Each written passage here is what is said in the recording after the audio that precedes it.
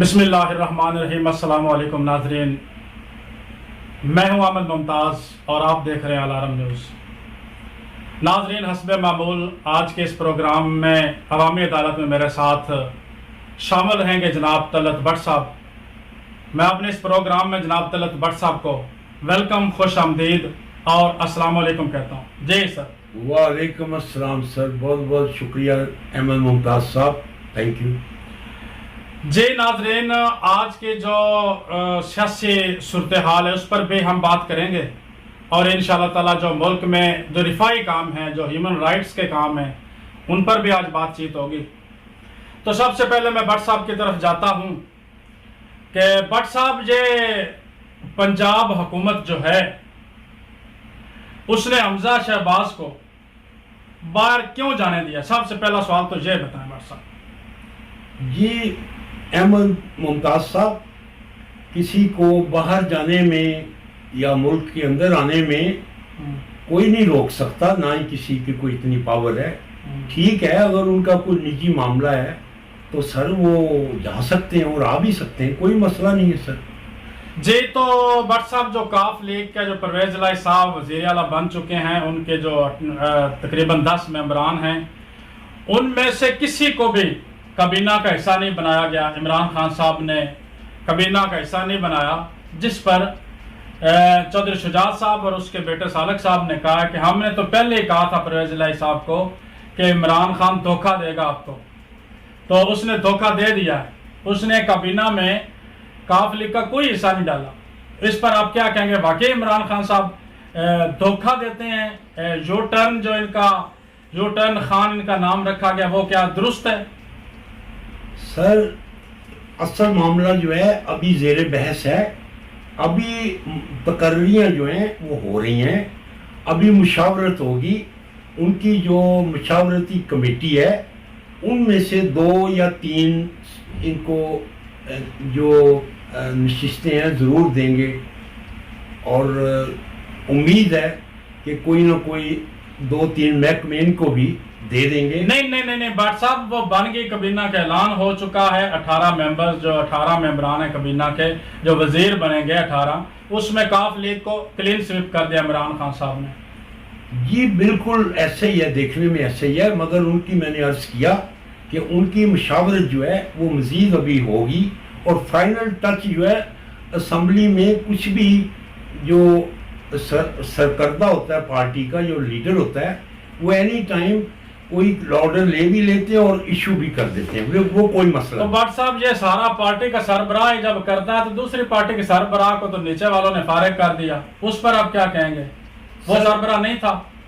وہ تو ایک درینہ معاملہ ہے، یہ کوئی آج تو نہیں ان کی لڑائی جھگڑا اور پھٹا ہو رہا، یہ تو بہت درینہ ان کا میچ ہے۔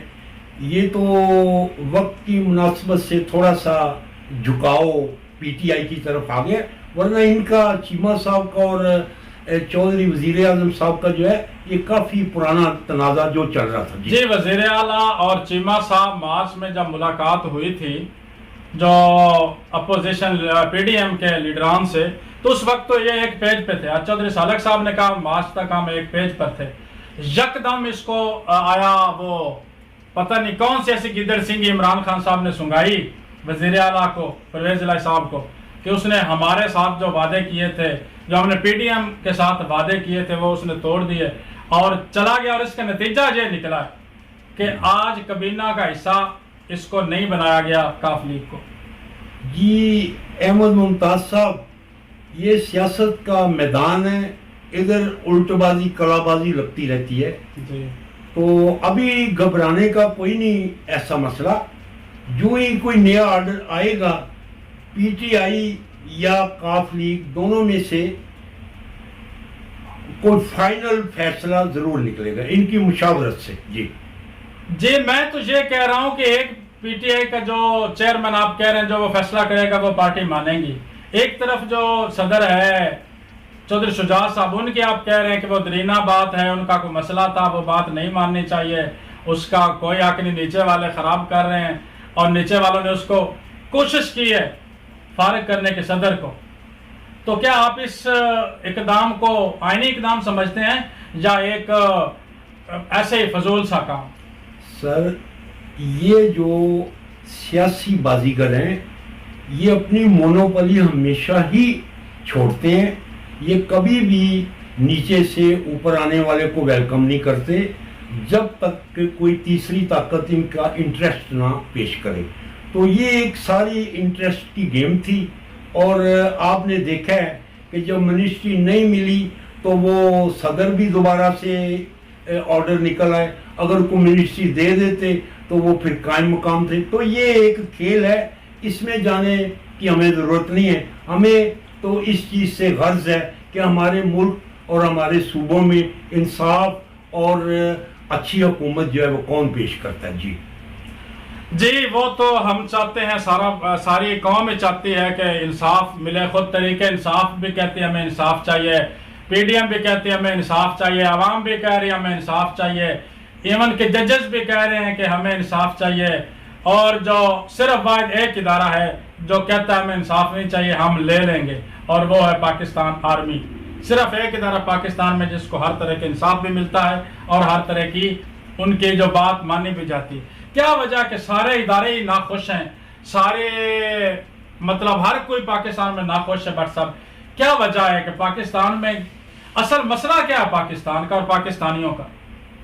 जी मलिक साहब, जब इदारों का आपस में इत्तेफाक ना हो, एक इदारा दूसरे इदारे को नीचा दिखाने की कोशिश करे और अपनी सुपरियरिटी जो है वो शो करे, तो फिर ये चैप्टर्स जो है ये आगे चलकर एक सियासी मैदान की शक्ल में नज़र आती है कि बाज़ इदारे जो हैं वो सियासत की आड़ लेके तो वो अपने आप को हुकूमती इदारे समझना शुरू कर देते हैं। तो इसी तरह से इस्टेब्लिशमेंट जो है वो हमेशा से इंफीरियर है और इसमें कोई शक नहीं कि पाक फौज जो है वो हमारी पाक इदारा है, इसको हम कभी भी बोलना नहीं पसंद करेंगे और इसको हर इदारे को इसकी मोनोपोली तस्लीम करनी चाहिए। जी उसकी मोनोपोली तस्लीम करनी चाहिए पाकिस्तान आर्मी की।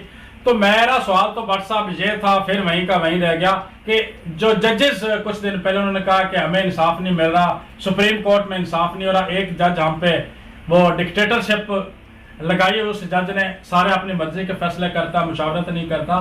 तो आखिर कब इस कौम को समझ आ गई भट्ट साहब, कब ये हमारा मुल्क सुलझेगा, कब ये जजेस ख्याल करेंगे कितनी मराहत लेने के बावजूद भी इनको लालच और ये जो इनके अंदर हिवस भरी हुई है कब खत्म होगी भट्ट साहब?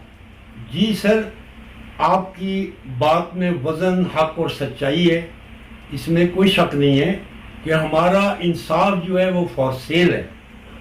हम इस बात को कभी भी नहीं भूलते कि एक गरीब आदमी को इंसाफ लेने के लिए सालों रुकना पड़ता है और जो जागीरदार और सरमायादार है उसके लिए इंसाफ घर चल के आ जाता है उसकी ओर पे।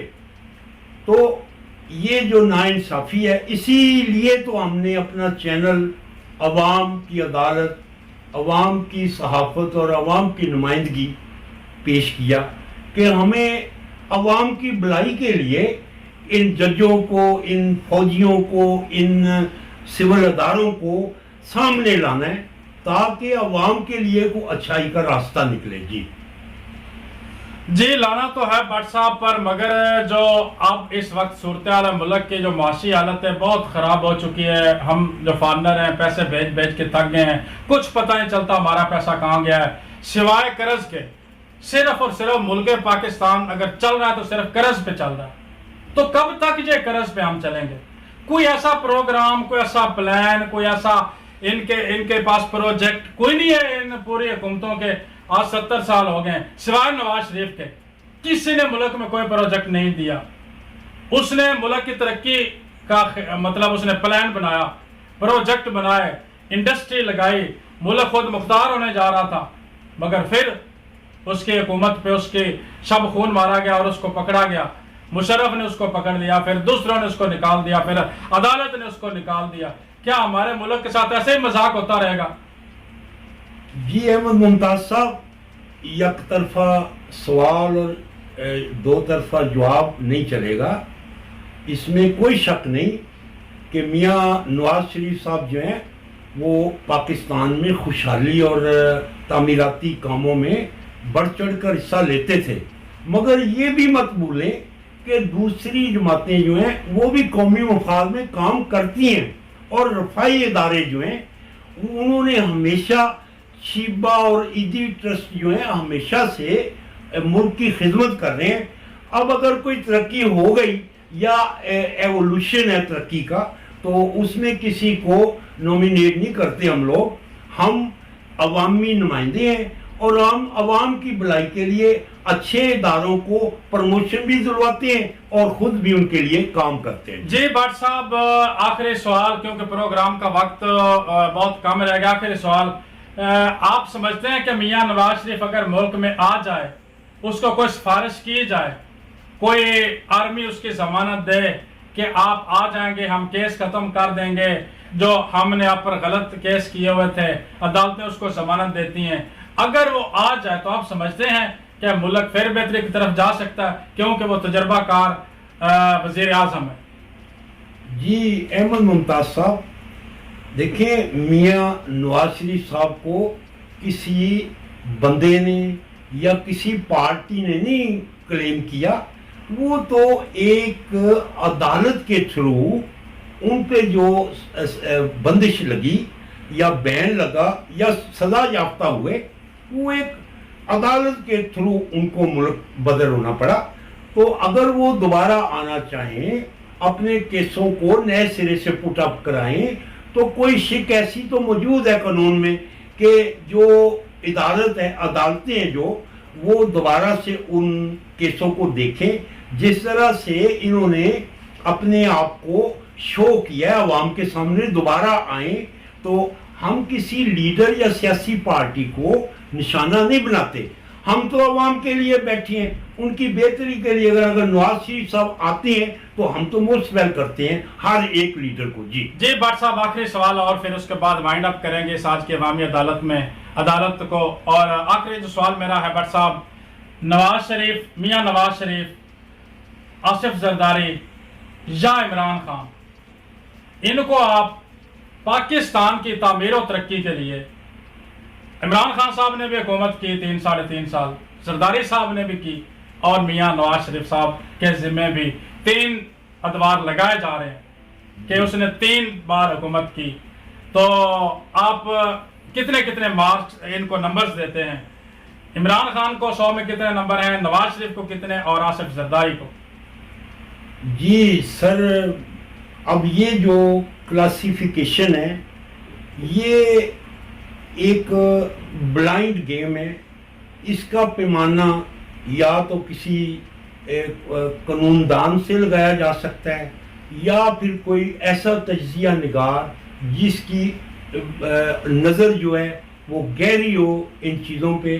ہم لوگ تو ایک عام آدمی کی شکل میں پروگرام پیش کرتے ہیں. بٹ صاحب سنیں، میں نے آپ سے سوال کیا، آپ کی جو مفکرانہ نظر ہے، جی کس بات کا آپ کو علم نہیں ہے، کس بات کی وجہ سے آپ اس سوال سے روگردانی کر رہے ہیں؟ کون سی اس میں ایسی کوئی پیچیدگی ہے جو آپ کو سمجھ نہیں آ رہی؟ اور کون سا ایسا قانون دان ہے جو یہ بات بتائے گا جو آپ نہیں بتا سکتے؟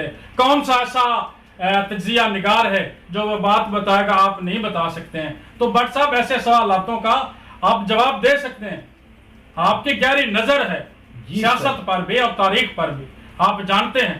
تو بغیر کسی رکھ رکھاؤ کے آپ یہ مجھے جو میرا سوال ہے اس کا جواب دیں کہ نواز شریف کو کتنے نمبر ہے 100 میں سے؟ پاکستان کی جو ترقی جو ہوئی ہے آج تک جس ادوار میں، اس حساب سے بات کر رہا ہوں. حکومتیں تینوں کے پاس رہی. دیکھیں جی ملک صاحب، یہ جو ادوار ہیں نمبر دینے ان کو، جی میں ذرا 1-2 منٹ میں، کیونکہ اب شارٹ ٹائم ہمارے پاس ہے، جی اس کو کلوز کرتے ہیں. جی اب دیکھیں ملک صاحب، جیسا کہ آپ بھی جانتے ہیں، ان کی جو حکومت ہے نون لیگ کی یا کمبائنڈ موشنز کی، یہ ہے تقریباً 30 سے 35 سال کا عرصہ، اور جو پی ٹی آئی ہے اس کو 3 ساڑھے 3 یا پونے 4 سال ملے.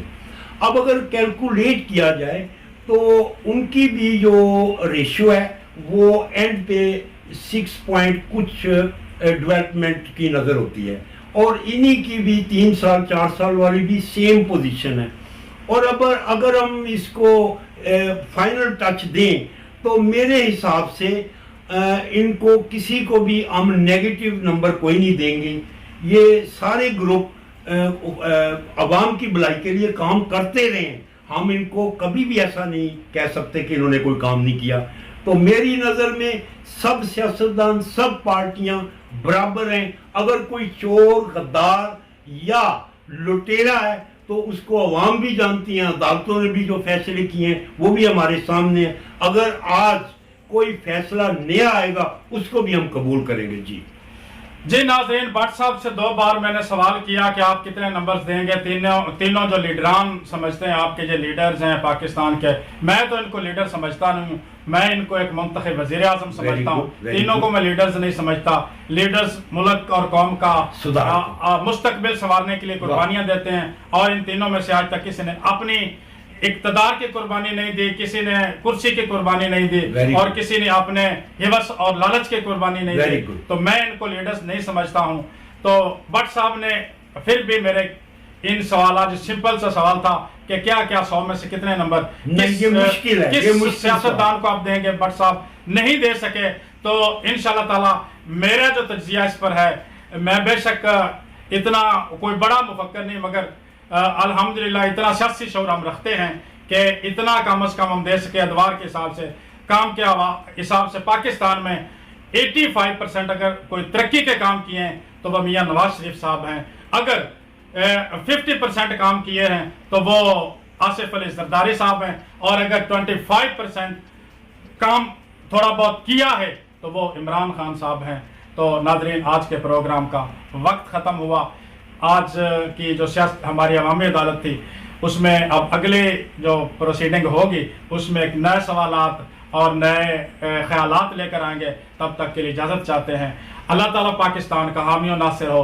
अल्लाह हाफिज़। पाकिस्तान जिंदाबाद, पाकिस्तान पाइंदाबाद।